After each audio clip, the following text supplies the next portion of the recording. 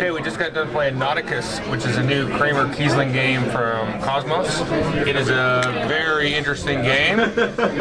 So you're going to have a number of different rounds. These tiles that are being dealt out now are shuffled up randomly, and they're going to match a bonus. So we're going to reshuffle these every round. And these are different actions that the player can take. So if it was my turn, I would take it, I would push it in, then I would get the bonus here that's in this sort of inner circle. So this maybe give you workers or money or points or something.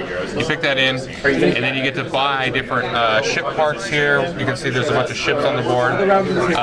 You can get some money. You can score victory points kind of at the end of the game.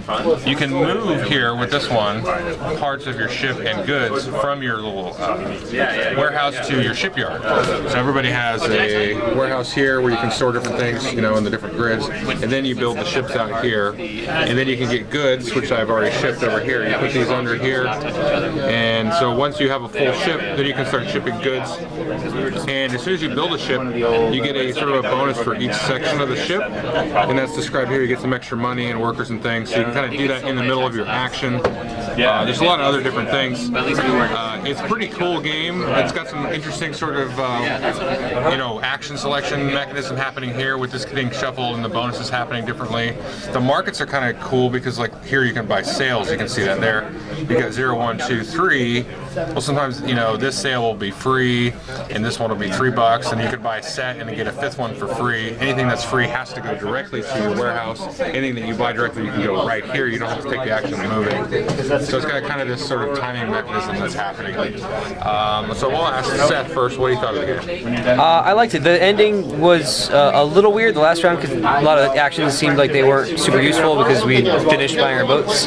But it's a role selection game, kind of like Puerto Rico, with a twist in that there's a random combination of what your bonus is, what the action is, and how many times you get to do that action for free before you start paying your resources, which was interesting. So a lot of timing and a lot of the same kind of things you see in role selection games. I did a poor job of it, but I did like the being able to finish. When you finish a boat, you get a royal favor, and chaining actions with that felt fun. Yes. So that was enjoyable. But I liked the first 80%, 90% of the game, and the last part I liked all right, but not as much. Jeremy?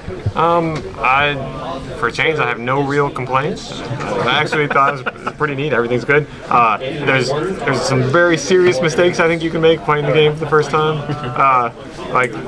The money will go away much faster than you think it will. The workers will go away much faster than you think it will. Your space will fill up much. So you want to get free stuff, and it's there to take, but you don't necessarily want to get it. There's a price you get for that value. Your warehouse fills up. Mine was filled up for like 2 whole turns, and there's all kinds of things I just couldn't do because of it. But I think after playing the game once, I wouldn't have that complaint anymore. So. Right. I like it. And the one thing about the workers that Jeremy mentioned is when you take an action here, you can see this little style here. So if you did this, you can see you get kind of like 3 free workers, and everybody gets that. So to do anything, it costs you a worker to do the thing. So it costs you a worker to buy a sale. If you want to buy 3 sales, you need 3 workers. So these are free, and these are going to kind of move around. This anchor spot won't give you any free workers. And then you've got to also manage here the workers there. So you'll collect these over time. So if I wanted to do this thing like 7 times, I got the 3 free runs, and then I have 4 more of those. So not only do you have to manage money, you have to manage your workers and stuff. I just hold the button. So Ken, what did you think of it? Well, it was an interesting game. One of the things I think we're pointing out here, besides getting points for shipping the goods, you get points for building the ships. That's right. And for whatever reason, building 2 bigger ships, I think that's the only thing I did different, which won me the game by 8 points. So it's like, because otherwise it seemed like we all sort of did similar things. And so, but it's like a first game thing. You don't know what to do. Everyone was trying sort of different strategies during the game. I always felt deprived of workers and money. Actually, that's one thing I noticed. You don't seem to necessarily want to. You want to plan a little bit ahead, but you don't want to hold on to stuff for too long because it's not really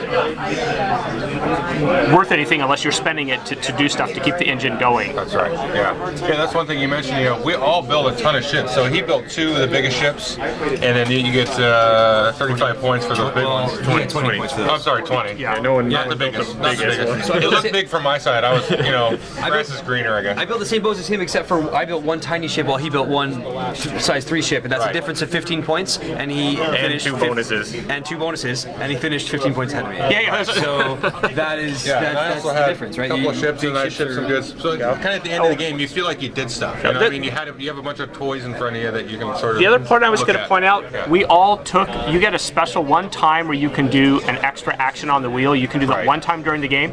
Strangely, we all did it during the 4th round, Yep. which I think is why the last round was anticlimactic. that's true. On top of that, Yeah. we had all saved. built our done what boats. we We weren't wanted building to. boats anymore.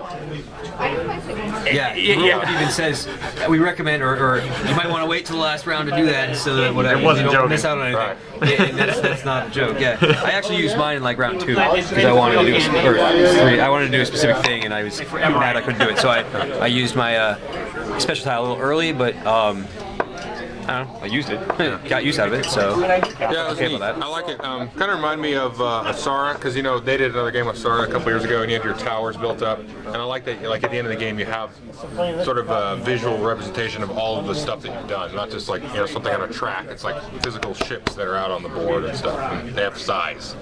This feels way different than all the other Kramer and Kisling games I've ever played. Yeah.